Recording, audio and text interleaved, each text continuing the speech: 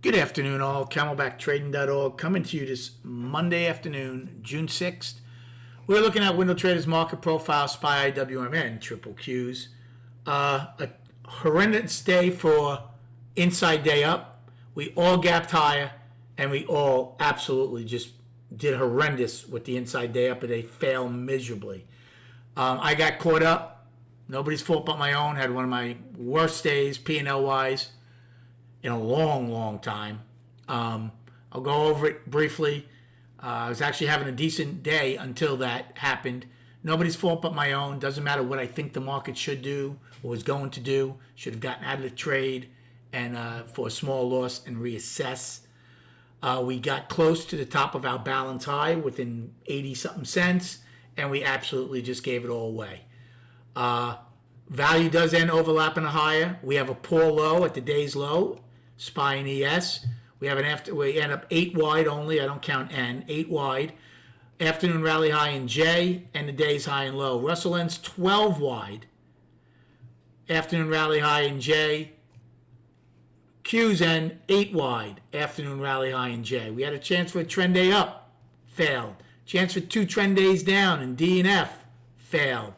And then pretty much come up with a B shape, which kind of boggles my mind because you wouldn't have thought the market was that long.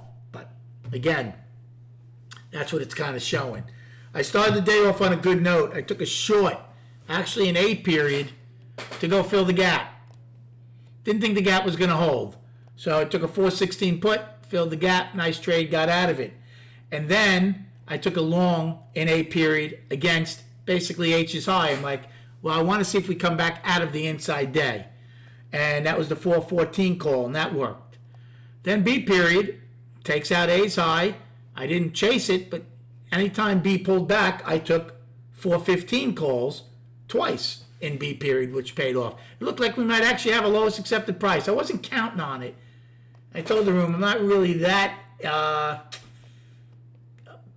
sold on that, and obviously that didn't happen.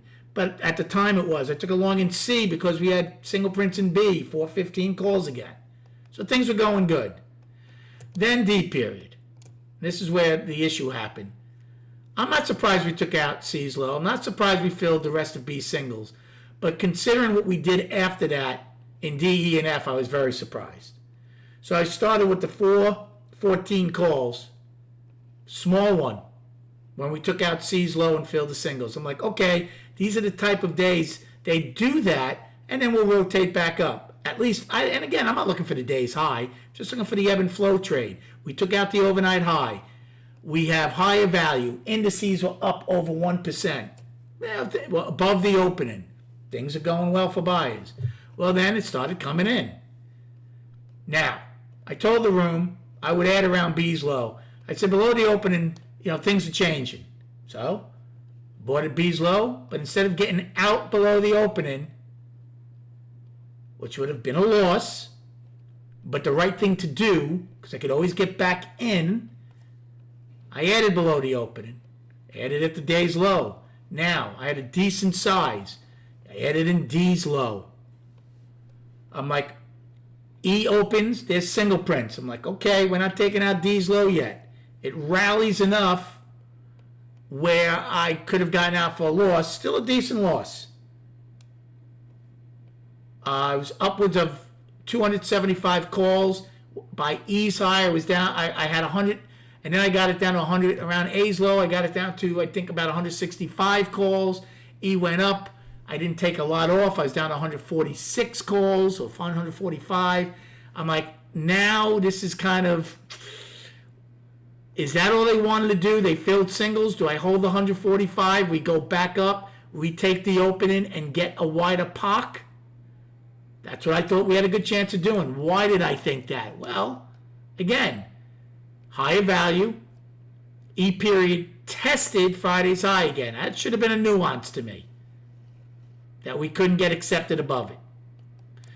Then I didn't take off enough, and now E comes down. F starts, can't get above E's high or B's high, rolls over, and I added one more time at D and E's low, and boom, down she goes, and becomes a huge. I didn't take it off at E's low. I'm sorry, F's low. I took it off, I don't know, probably midway between D's low and F's low. I took it off. I'm like, forget it, game over. I should have looked at E's high not getting above A and B's high. That was definitely a nuance that I should have taken more notice of and taken off that entire trade, the 140, whatever I had calls left, instead of adding some more and then taking it off down there. Didn't do another trade. I told you I will not trade after that. It was a horrible loss. And I said, I'll lead the room as far as what I think is going to happen. But I'm not taking another trade. It turned out not to be a great trading day as it was. After that, we pushed down in F. G went lower. We held single prints in F, but the inside bar in H, and then I. The only trade I might have taken after that was I popping G and H's to go fill the singles. I think I would have taken a long there. I told the room. I don't think I would have taken a long at I or J's high, because at the time, point of control was still there. I would have looked to see if A got higher between E's high and the opening, maybe get an afternoon rally high, and then fail, come back inside of Friday's range and roll over. That I would have been a short if I was taking a trade, but it never got there. So I don't think I really missed much for the afternoon. But I'm very disappointed in myself because, again, if I took it off below the opening, the loss wouldn't have been that big, and I could have figured out what I wanted to do, later in the morning or early afternoon, maybe taking along to break above G and H's high. So it was painful, to say the least.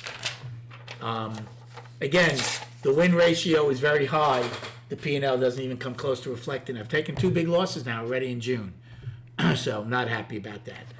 As far as destinations, but I'll tell you one thing, and you can ask my room this, I kept my calm, kept my cool, and stayed on the mic the entire day and led the room, because that's what you have to do if you're going to be doing this for a living, especially if you're attempting, you want to run a trading room and teach people. So I will give myself credit for that.